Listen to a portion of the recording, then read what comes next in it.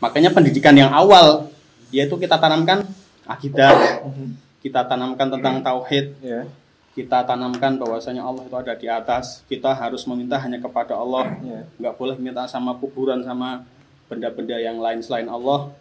Karena itu semua kelak akan menjadi pedoman dasar dia menghadapi kehidupan selanjutnya. Ya.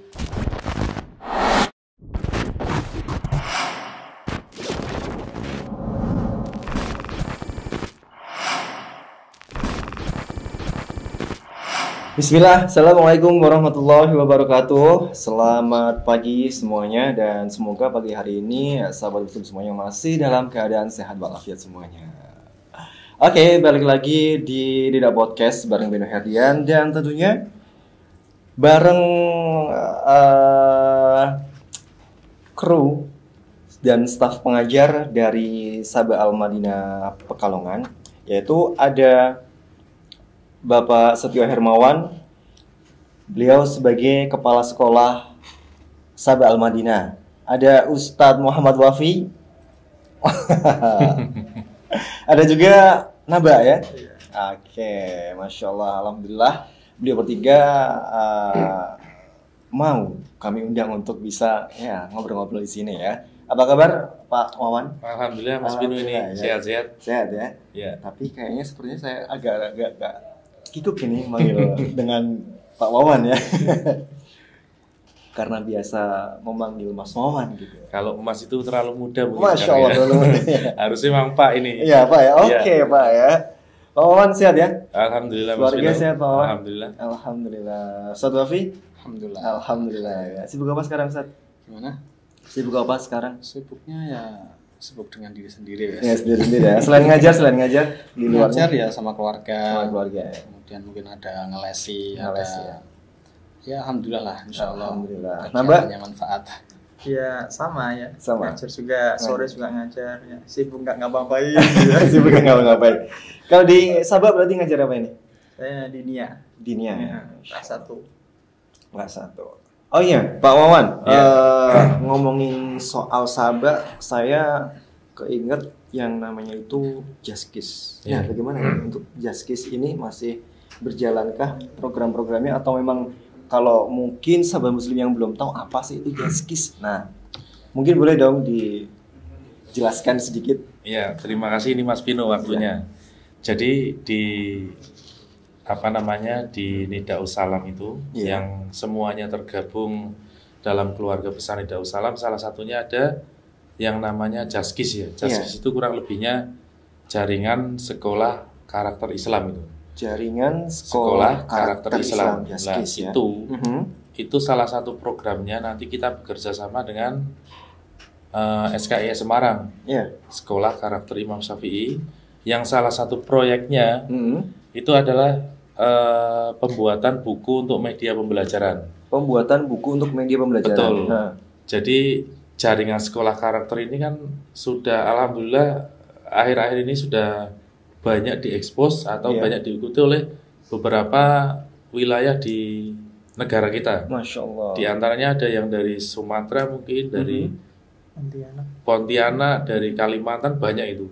Nah, kita tergabung dalam Jaskis itu salah satu proyeknya untuk dalam waktu dekat ini ya, kita membuat buku untuk media pembelajaran. Oh, jadi untuk pembelajarannya sudah memulai memakai kurikulum sendiri? Iya. Oh, Masya Allah. Jadi di PKBM Nidaus Salam yang sekarang terkenal dengan Sabah Al-Madinah, kalau di teman-teman dinas itu mereka juga bingung ini sebenarnya PKBM atau Sabah itu.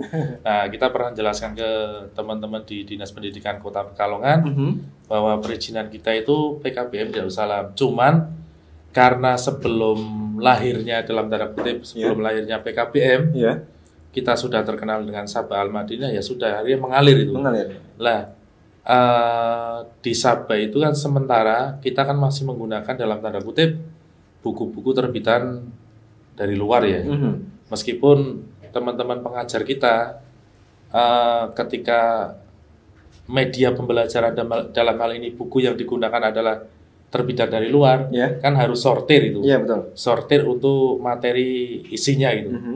Nah, harapannya ke depan kita sudah menggunakan buku sendiri yang mana itu adalah proyek dari Jaskis itu. Mudah-mudahan kita berharap semoga Allah Ta'ala memudahkan langkah kita tahun ajaran depan, yaitu tahun 2021, 2022, mudah-mudahan kita sudah menggunakan buku terbitan sendiri yang itu insya Allah masalah materi isinya sudah terfilter gitu. Masya Allah. Itu mohon bantuannya dari semua pihak, pihak-pihak terkait ya. Pihak-pihak yang terkait agar proyek ini bisa berjalan dengan baik dan lancar gitu Mas Mino. Amin. Dan untuk tahun ajaran ini udah mulai dipakai atau belum, Pak? Belum, tahun ajaran ini kemarin ketika koordinasi dengan teman-teman Jaskis itu sudah beberapa buku siap cetak lah. Siap cetak. Nah, harapannya nanti di Juli itu buku-buku yang kita maksudkan itu paling tidak sudah meskipun belum sempurna ya. Itu mulai kita gunakan gitu. Jadi insya Allah di bulan Juli mudah-mudahan dari sekian banyak yang kita agendakan sudah satu persatu mulai kita gunakan itu, Mas. Gitu ya. Nah, untuk para pengajar sendiri, untuk Ustadz Wafi dan Naba, ini menurut anda berdua ini ada nggak semacam kayak kesulitan dengan atau penyesuaian dengan kurikulum yang dibuat sendiri? Ada nggak? Maksudnya ada kesulitan atau gambaran lah, panggilnya gambaran ada nggak? Atau bagaimana? Atau lebih enak yang sebelumnya atau enak yang membuat kurikulum sendiri ini? Ya, Bismillah wassalatu wassalamu ala Rasulullah. Intinya kalau kita yang buat sendiri, insya Allah tentunya lebih sesuai dengan sistem yang ada di sekolah kita, yaitu sistem fitrah ya. Jadi memang tujuan Allah menciptakan kita kan untuk ibadah ya. Jadi sebisa mungkin pendidikan dasar itu kita fokuskan anak agar dia kelak menjadi seorang yang rajin beribadah ya. Bukan hanya sekedar pinter hitung-hitungan, pinter ini dan itu, tapi sesuai dengan kodrat yang Allah tentukan kepada manusia bahwasanya kita diciptakan untuk beribadah. Makanya pendidikan yang awal yaitu kita tanamkan akidah, kita tanamkan tentang tauhid, kita tanamkan bahwasanya Allah itu ada di atas. Kita harus meminta hanya kepada Allah, nggak boleh minta sama kuburan, sama benda-benda yang lain selain Allah. Karena itu semua kelak akan menjadi pedoman dasar dia menghadapi kehidupan selanjutnya. Ya. Jadi sesuai dengan keinginan Allah bahwasanya kita hidup untuk beribadah, kita jadikan sebisa mungkin anak itu biar termotivasi untuk beribadah dari semenjak kecil, ditanamkan akidah tauhid, biar selanjutnya dia menghadapi kehidupan yang ada itu insya Allah lebih mudah karena didasari dengan tauhid dan akidah yang benar. Tentunya ya kita sebisa mungkin di Sabah ini fokuskan ke pendidikan anak itu adalah pendidikan tentang tauhid, tentang surga dan neraka. Karena kita lihat banyak perbedaan ketika ada anak-anak di luar sekolah. Selain Sabah kita lihat dari segi lisannya juga lebih tajam ya. Terus sama sekali nggak ada dari segi agama itu kayak jauh gitu loh. Nah, kalau anak-anak Sabah, Masya Allah kita tiap hari kita ceritakan tentang neraka, kita ceritakan tentang kenikmatan surga, kita ceritakan tentang Dajjal, kita ceritakan tentang hari kiamat. Akhirnya setiap hari mereka sering dengar, akhirnya terekam dalam diri mereka, dalam hati mereka akidah yang benar. Kemudian intinya nampak dari akhlak mereka yang lain dari anak-anak di luar sana. Dan itu yang saya lihat suatu kebanggaan tersendiri bagi saya pribadi ya. Melihat anak-anak Sabah itu Masya Allah ya, kalau ada pertengkaran di antara mereka langsung minta maaf ya, mereka langsung baikan. Kadang ya Masya Allah lah, kita nggak setting itu, emang kenyataannya murni dia langsung baikan, langsung salaman, minta maaf, dan itu spontan ya, spontan. Dan Masya Allah kita itulah mungkin yang timbul dari ya setiap hari kita ajarkan tentang tauhid, tentang akidah, tentang harus berbuat baik kepada orang lain dengan akhlak ya, harus saling minta maaf kalau ada salah, karena kelak di akhirat akan dituntut kita semua dari sekecil apapun masalah yang ada terjadi di antara kita. Makanya sering kita ulang-ulang, insya Allah itu akan menimbulkan efek yang baik di hati anak-anak, yang semoga itu akan berjalan sampai dia dewasa mengarungi kehidupannya. akidah yang kita tanamkan itu terbawa sampai mati insya Allah. Ya. Amin. Berarti lebih mudah dengan memakai kurikulum sendiri ya? Ya, betul Mas. Ya betul ya. Kalau Ustaz Naba, wah, Masya Allah ini bagaimana? Iya, wassalatu wassalamu ala rasulillah. Ya, jadi tentu kurikulum sendiri itu lebih enak ya. Jadi karena dibuat sendiri, jadi kita lebih enjoy untuk menjalankan dari program sekolah. Karena kalau dari luar kadang kita harus memilih-milih dulu. Ya, jadi harus apa yang harus disampaikan kepada anak ya harus memang sesuai sunnah ya, sesuai tuntunan Nabi SAW. Ya. Kemudian dengan seperti itu ya tadi yang Ustadz Wafi sampaikan ya itu akan membekas kepada anak-anak ya dari pembelajaran kita setiap hari, dari ceramah yang kita sampaikan ya, kemudian tahfidz ya, itu insya Allah akan membekas kepada anak ya. Nah seperti itu aja. Oh Masya Allah ya. Jadi semoga untuk kurikulum sendiri ini semoga cepat terrealisasi ya Pak. Betul. Jadi intinya Mas, selain tadi disampaikan oleh dua pengajar kami, Ustadz Wafi dan Ustadz Naba, itu memang kita ada kurikulum tambahan selain kita tetap mengikuti alur dari dinas itu.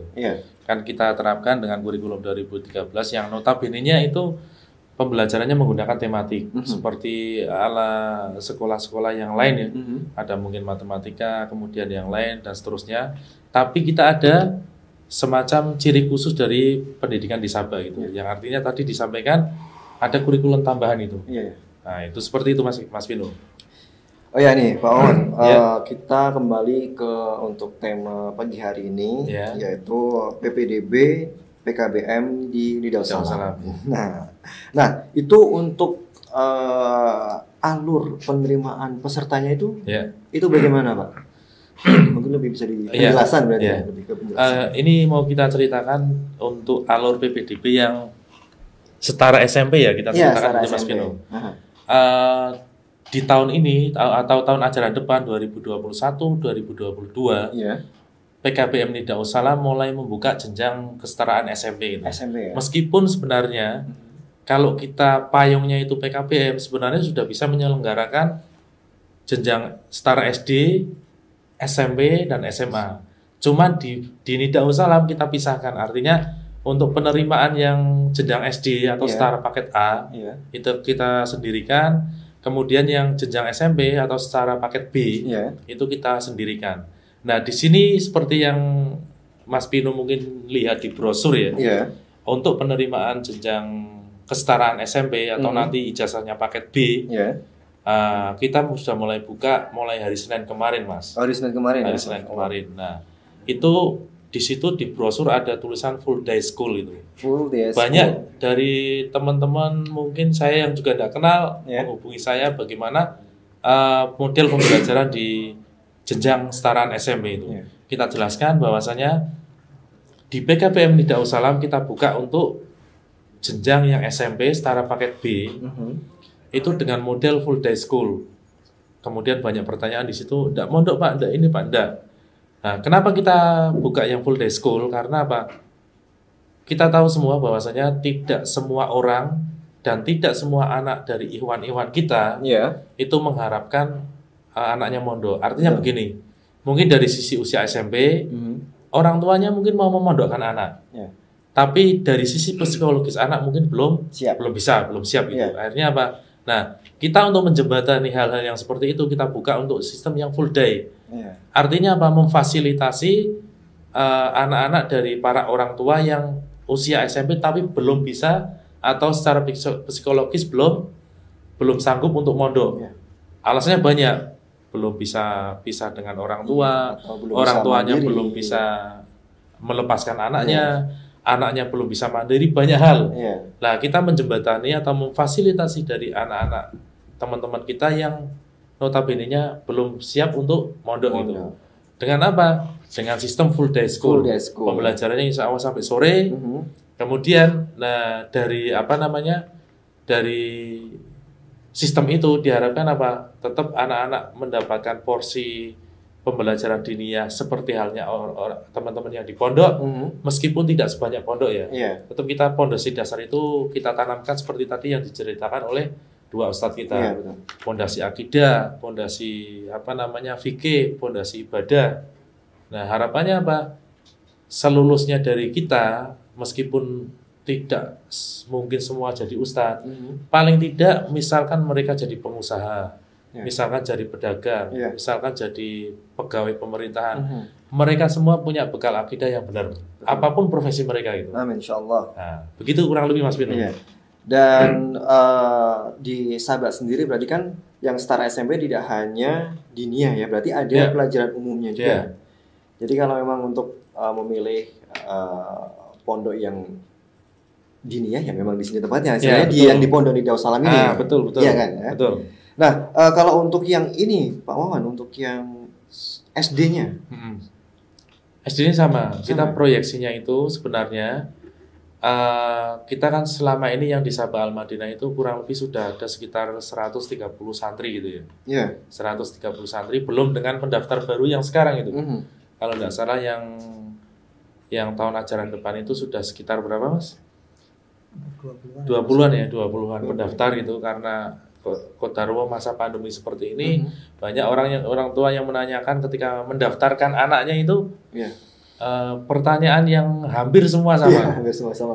Ini nanti pembelajaran tatap muka atau online gitu.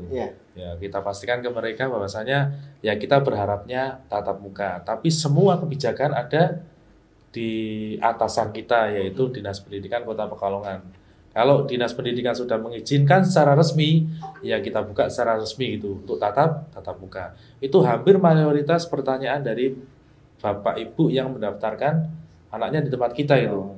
Ini tatap muka atau enggak gitu.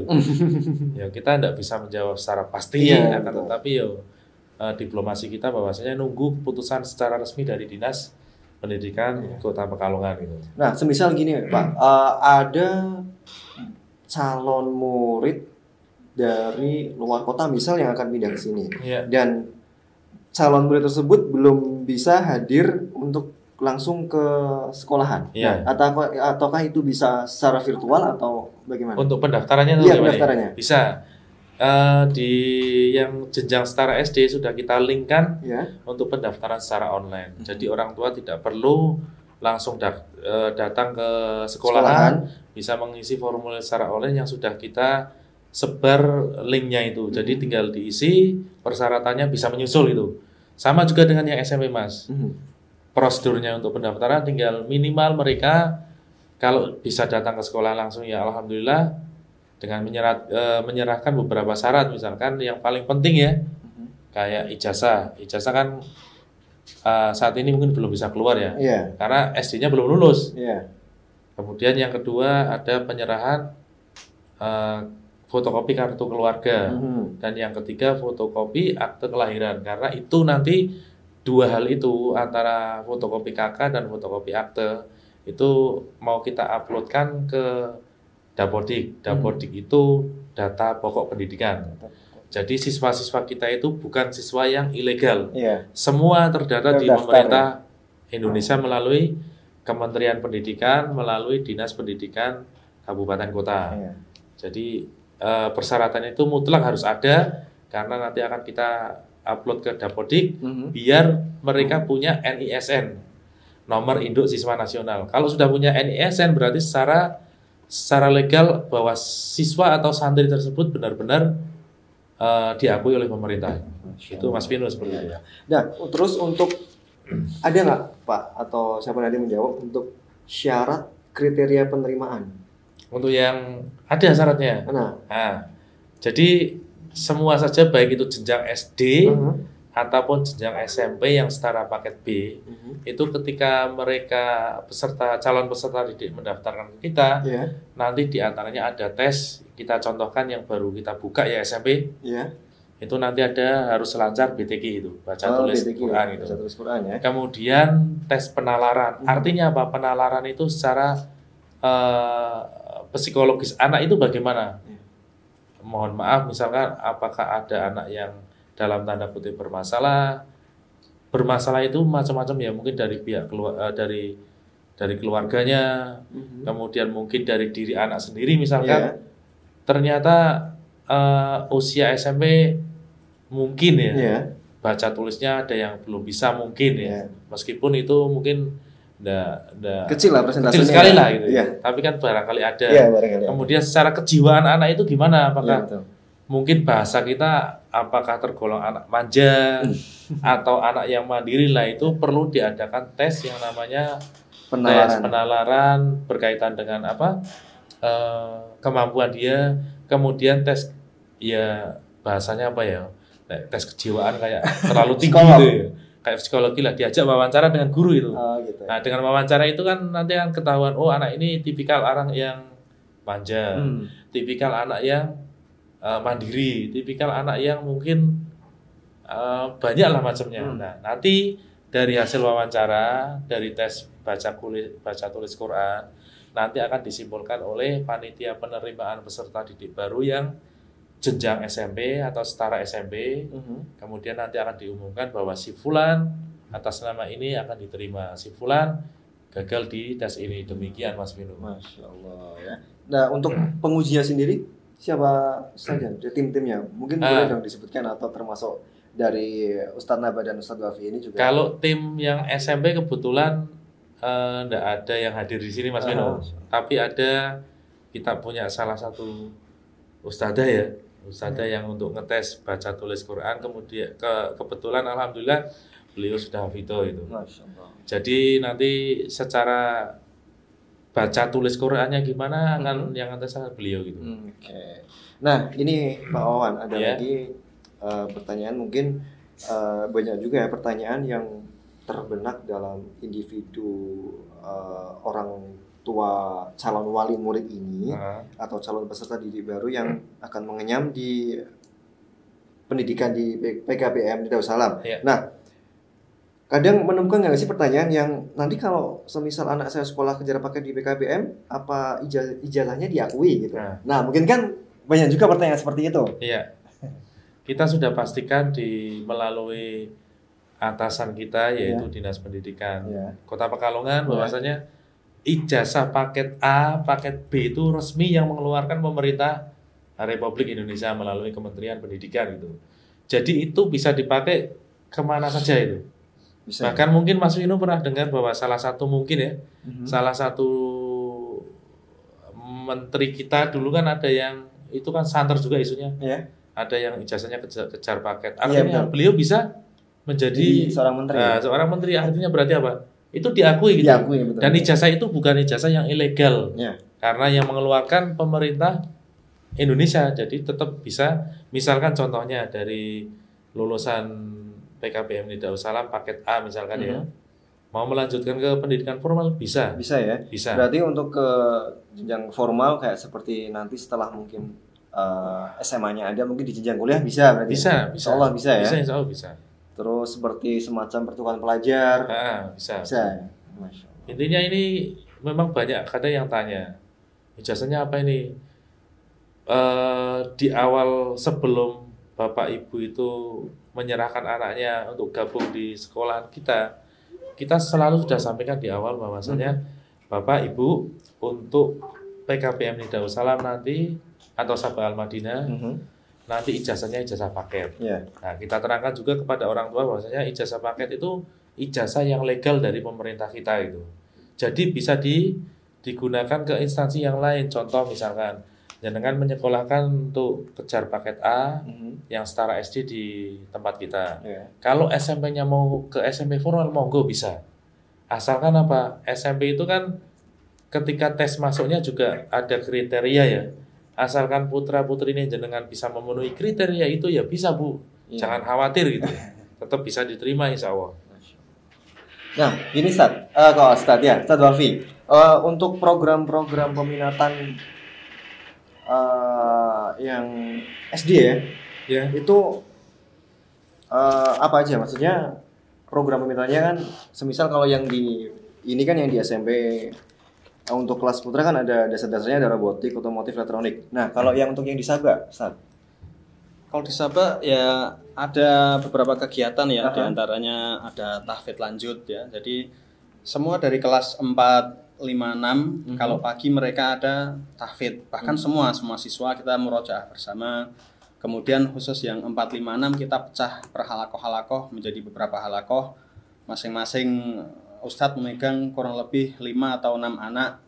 Kemudian setelah itu ada juga minat bakat yaitu tahfidz lanjut. Ketika pagi mereka sudah mungkin hafalan, mungkin setoran. Nah, nanti bagi anak-anak yang ingin menambah hafalannya, mungkin senang dengan hafalan kan kelihatan ya. Anak-anak sangat antusias ya, semangat.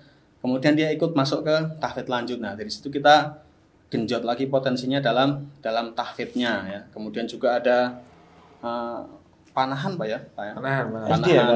Panahan sesuai sunnah ya. Jadi kita ajarkan ke anak bagaimana cara memanah, karena itu termasuk olahraga yang dicintai oleh Rasulullah ya. Maka kita bisa mungkin untuk didik anak untuk mencintai panahan, walaupun mungkin nggak seakurat seperti panahnya orang dewasa ya, sekedar untuk membuat anak itu senang ya, senang sama olahraga panahan atau olahraga sunnah. Kemudian juga ada robotik juga ada Pak ya. Robotik itu SMP sama. Kemudian elektronik ada dasar ya. Kemudian kayak otomotif, masak juga ada untuk anak. Berarti untuk yang ini ya, program peminatan yang untuk putri ya, untuk SMP ya. Iya. Yang putri pun ada ya, masak-masak Pak ya. Kota buka itu ada. Jadi Mas Pino, sebelum pandemi itu semuanya alhamdulillah berjalan. Tapi begitu ada pandemi COVID-19 ini Qadarullah ya semua off semua untuk kegiatannya, off semua. Ya ini Qadarullah masalah mendunia ya, bukan hanya di kita gitu. Betul. Ya kita berharap kalau misalkan pandemi ini hilang, aktivitas untuk pembelajaran terutama yang peminatan itu mau kita genjot lagi biar sesuai dengan program kita gitu Mas. Iya. Semoga Allah mudahkan. Amin. Ya. Dan untuk tahap-tahap proses pembelajaran, tahap-tahap proses pelaksanaan belajar mengajar yang dikembangkan yang bisa Pak bagaimana?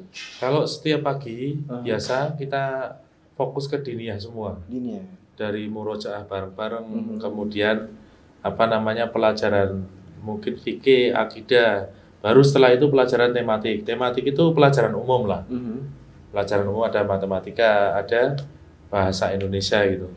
Tapi yang perlu dititik fokuskan itu gini Mas Pino, sesuai dengan konsep kita, bahwasanya kita menerapkan konsep untuk pendidikan berbasis fitrah.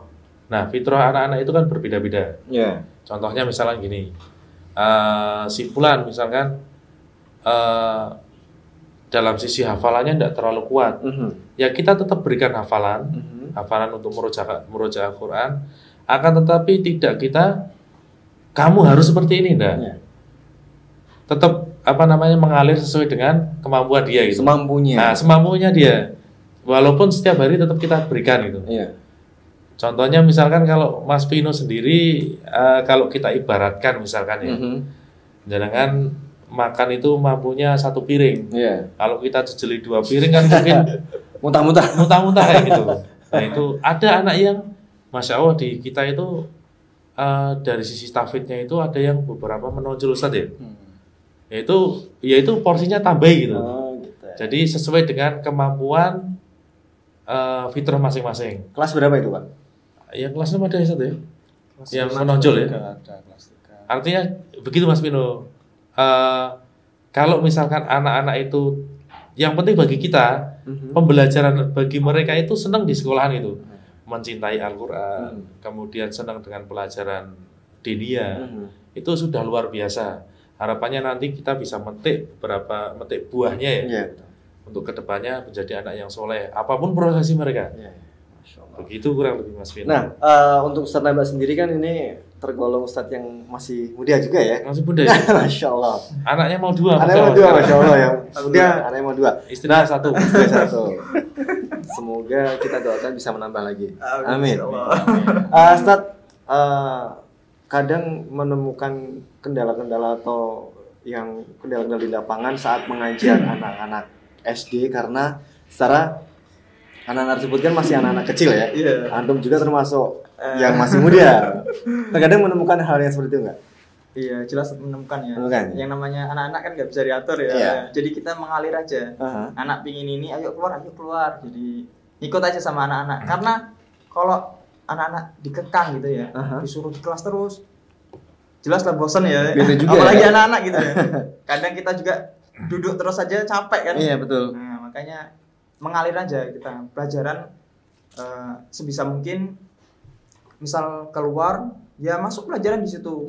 Misal di lapangan ya menemukan hewan atau tumbuhan yang mereka belum pernah lihat ya, dimasukkan di situ pelajarannya. Jadi tetap masuk walaupun di mana saja kita tetap masuk pelajaran di situ. Gitu ya. Nah, kalau Ustadz Naba sendiri pasti orang menemukan juga istilahnya bukan anak-anak yang nakal, yang agak-agak bandel gitu. Cara menasehati bagaimana? Kalau Ustadz Wafi kan ada versinya sendiri nih. Nah, kalau Ustadz Naba bagaimana cara menasehati anak-anak yang ya agak bandel gitu ya? Kalau anak sendiri kadang pertama kan memang anak ingatkan. Ya. Kalau nggak bisa ya anak lihatkan dulu. Mungkin ketika anak ingatkan ya, mungkin besoknya baru mengena sama dia. Jadi nggak langsung hari itu langsung juga, dia langsung bisa masuk ke hatinya, tapi besoknya mungkin kayak gitu. Jadi ya pertama anak ingatkan dulu. Kalau nggak bisa ya memang wataknya anak seperti itu. Ini ini spesialis kelas 1 ini. Oh kelas 1, Masya Allah. Karena dari awal gabung dengan kita itu kelihatannya lebih condong untuk dekat dengan anak-anak kecil itu. Dari dulu ngajarnya kelas 1 terus ini. Dari ceplok masuk Sabah. Dari ceplok masuk Sabah ya. Nah jadi untuk yang PKBM Jenjang Setara SMP ini udah dibuka pendaftaran ya? Jadi Mas, ditutup sampai 1 bulan sebelum, berarti kalau di brosur ini kan tanggal 9 April ya. Artinya beberapa hari sebelum Ramadan gitu. Karena basic kita itu sekolah Islam gitu. Nanti kan biasa Ramadan paling masuk beberapa pertemuan, setelah itu kan libur sampai Idul Fitri itu, Idul Fitri. Nah, jangan salah Mas Bino, ini kadang di luar itu beredar informasi miring mungkin ya. Nah, ini harus yang stigma yang diluruskan ya. Kita harus luruskan gitu. Jadi kita itu sebenarnya tetap punya target gitu. Target pembelajaran untuk anak-anak. Tapi yang perlu digarisbawahi, target itu bukan berarti pemaksaan kepada anak itu. Contoh gampang misalkan, untuk tahfidz itu kita juga punya target. Nah, target itu belum tentu setiap anak itu tercapai. Nah, mungkin timbul pertanyaan, apakah kalau misalkan target itu tidak tercapai, anak dikatakan tidak lulus? Tidak juga. Nah, kita target ke guru-guru misalkan tahfidz anak harus sekian juz. Itu target. Tapi kita pesankan kepada Bapak Ibu guru yang ngajar di tempat kita, kalau misalkan target itu tidak tercapai, ya sudah, kemampuan anak itu maksimalnya sampai berapa? Oh, berarti itu memang anaknya seperti itu gitu. Tapi target itu tetap ada sebagai apa? Sebagai pemicu untuk ustadz-ustadzah kita yang mengajarkan itu. Contoh ini saya buka untuk SMP Mas ya. SMP itu akan ditargetkan untuk murojaah atau tahfidznya. Itu cuma 3 juz Mas. 3 juz ya. 30, 29, 28. Itu target. Harapannya semua siswa SMP kita lulus berarti selesai itu target itu. Bagaimana kalau ada yang nambah? Nambah berarti itu bonus. Artinya apa? Kemampuan dia itu melebihi target itu. Melebihi target. Mungkin ada pertanyaan lagi. Kalau tidak memenuhi target, ya atau sudah. Yang kurang gitu ya. Nah, kalau misalkan kurang dari 3 itu, mau kita paksaan gimana kalau memang dia itu tidak bisa? Betul. Ya sudah. Asalkan akhlaknya baik, kemudian serius dalam mencapai misalkan 3 juz ini yang saya contohkan tahfidz ya. Dia itu betul-betul serius mau menggapai 3 juz, tapi kemampuan misalkan kemampuan daripada daya ingatnya itu enggak sesuai dengan harapan dia. Ya sudah. Yang penting sudah berusaha. Jadi kriteria kelulusan kan tidak hanya melalui tahfidz itu ya. Ada yang lain mungkin dari fikih, bagaimana ibadahnya, dari akidah, bagaimana pemahamannya, dan seterusnya. Itu kan merupakan satu kesatuan untuk menentukan penilaian itu, untuk menentukan dia itu layak naik kelas, dia itu layak lulus atau tidak gitu. Begitu Mas Bino. Ya berarti untuk tahfidz berarti secara global ya, berarti target secara global ya. Tapi masing-masing pengajar atau masing-masing ustadz juga pastikan punya istilahnya target pribadi. kepada seorang siswanya. Soalnya kan Ustadz yang paling ngerti, yang paling tahu ya. Nah kalau Ustadz Hafiz sendiri? Kalau saya pribadi pengennya sih lulus di Sabah itu 30 juz. Susah ya, jadi terkadang memang kita itu terlalu egois ya. Jadi kita mungkin memaksakan anak, tidak melihat keadaan anak, kemampuannya seperti apa, tapi kita jejelkan terus ya. Kita ingin memang bagus ya, Masya Allah, hafal Quran atau menjadi hafid, memang semua cita orang-orang tua ya. Betul. Ingin anaknya, bahkan mungkin dianya sendiri mau, tapi dia nggak melihat ke dirinya itu kemampuannya, hafalnya kayak apa. Kemudian dia paksakan anaknya untuk seperti itu. Gitu. Dengan orang tua kan, jadi orang tua mungkin terlalu suka sama seorang ustadz yang hafid, kemudian dia karena untuk dirinya sendiri mungkin udah terlalu telat ya. Akhirnya dia paksakan ke anaknya, kamu harus jadi penghafal Quran, kayak ustadz itu. Sedangkan dia nggak melihat anaknya itu kemampuannya seperti apa. Nah, jadi nasihat juga untuk para orang tua ya. Jadi hafal Quran itu penting ya, sangat penting. Namun itu bukan yang nomor satu ya. Ini bukan nomor satu. Hafalan itu memang Masya Allah ya, kita semua pengen seperti itu. Namun apalah artinya kalau dia hafal tapi dia nggak menikmati. Ya, dia hafal Quran ngelotok ibarat nggak ada yang salah. Ibarat tapi dia sendiri dia udah di luar kepala, bukan hilang di luar kepala. Dia udah, maksudnya ibarat kata dia ngalir sendiri sama lisannya, keluar semua Quran. Tapi ibarat kata dia nggak bisa memaknai apa itu Al-Quran. Dia tidak mencintai apa itu Al-Quran. Kita aja yang sudah tua, kita sudah tahu faedah-faedah menghafal Quran, baca Al-Quran per hurufnya, pahalanya seperti apa. Kita yang tua aja terkadang berat untuk mengaji secara kontinu ya. Taruhlah sehari baca 1 juz, tak jamin dari kita semua mungkin bisa sehari 2 hari bisa. Namun untuk lanjut sebulan aja bagaimana kita paksakan anak untuk ke situ, sedangkan anak belum tahu apa itu pahala, apa itu cinta Al-Quran, apa itu surga.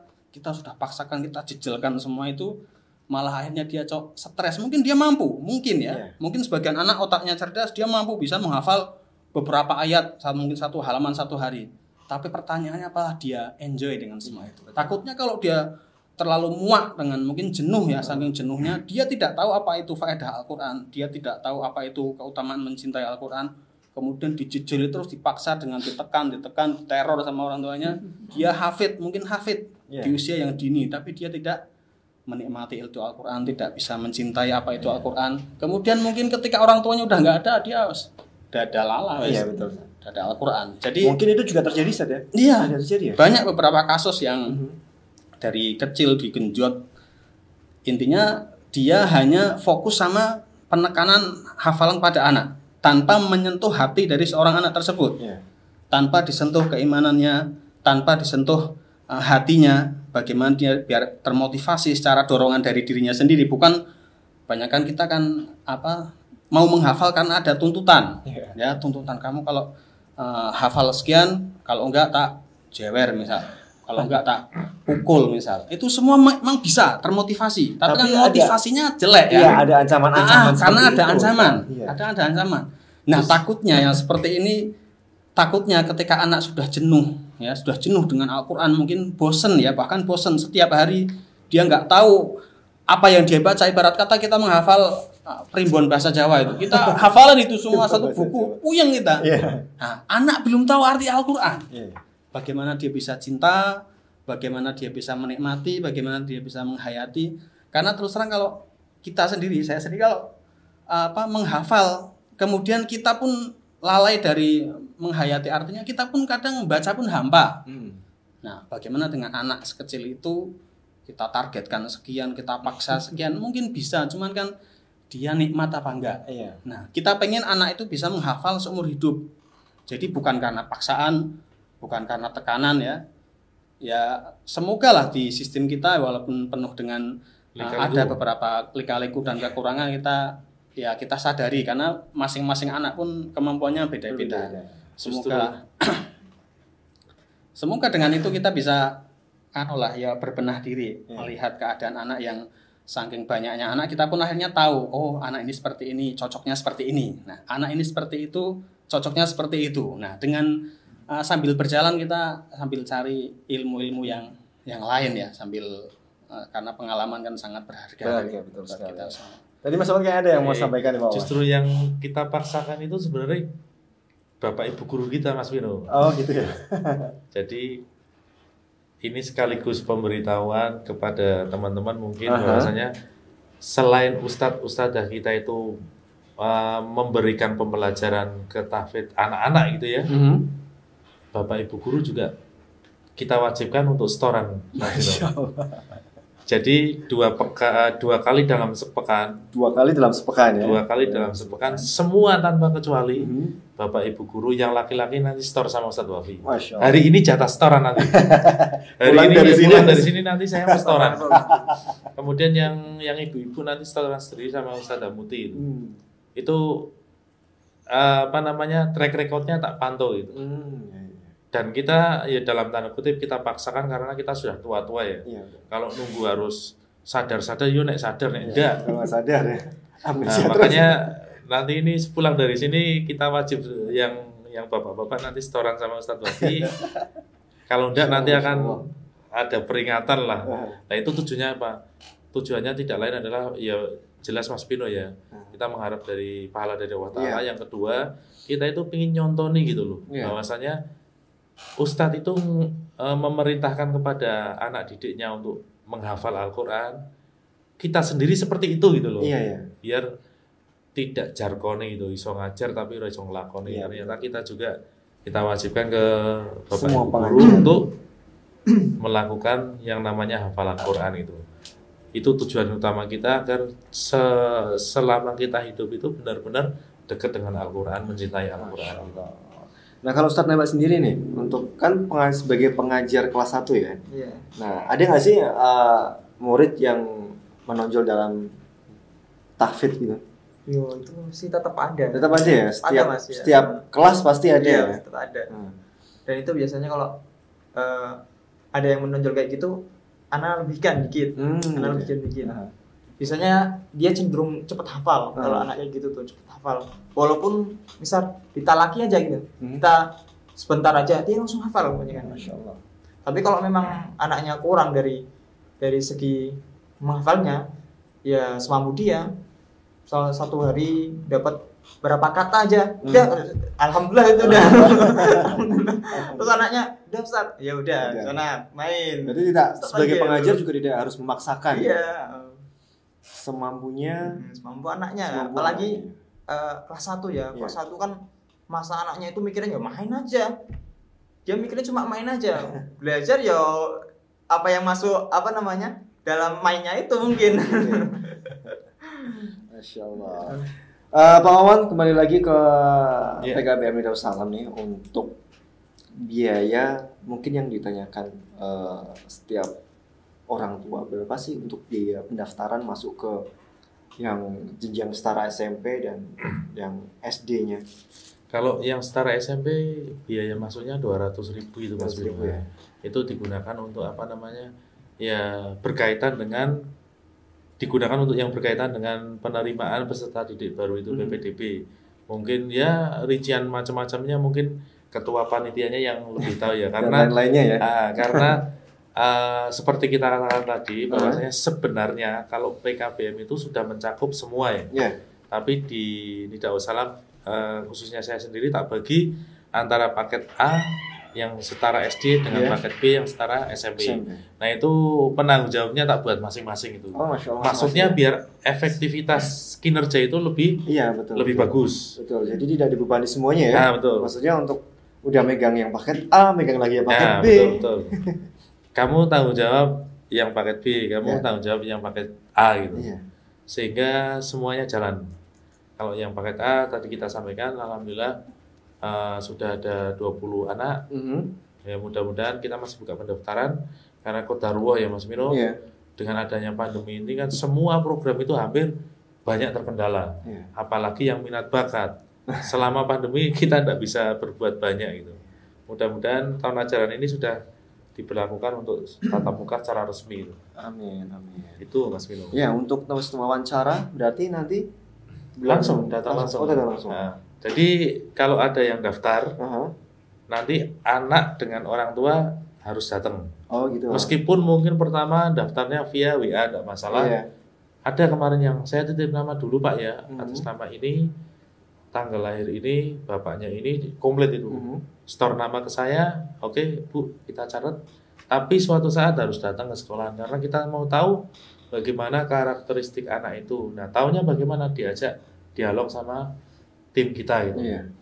Sehingga ketika sudah dinyatakan diterima, berarti siap melakukan pembelajaran di tempat kita itu. Oke, untuk sekali lagi Pak Wawan, untuk kuota penerimaan yang setara SMP. Setara SMP kita targetkan angkatan pertama itu 40 Mas Vino. 40. 20 untuk laki-laki, 20 untuk perempuan. Nah, kita pastikan insya Allah untuk jenjang yang setara SMP itu nanti pembelajarannya akan dipisah.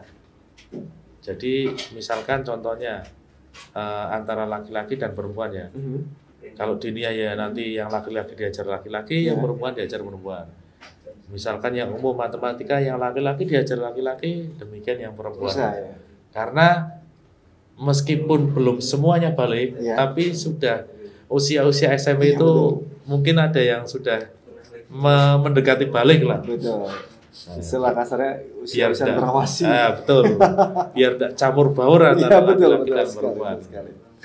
Oke, semoga setelah PKM di Darussalam yang jenjang setara SMP ini sudah berjalan dengan sampai memenuhi target atau kedepannya sudah berjalan, semoga insya Allah ada jenjang SMA-nya. Ya, insya Allah Mas Vino.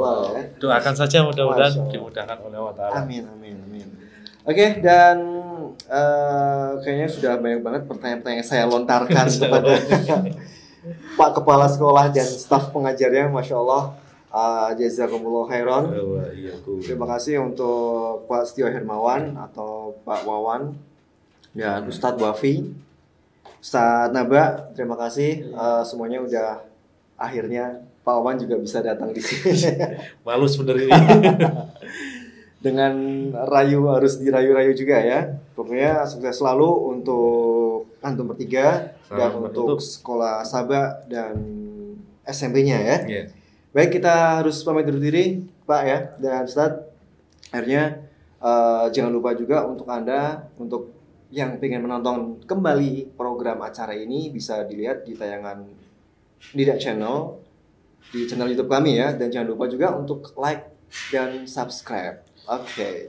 Dan salam penutup bisa Mas ya menyampaikan?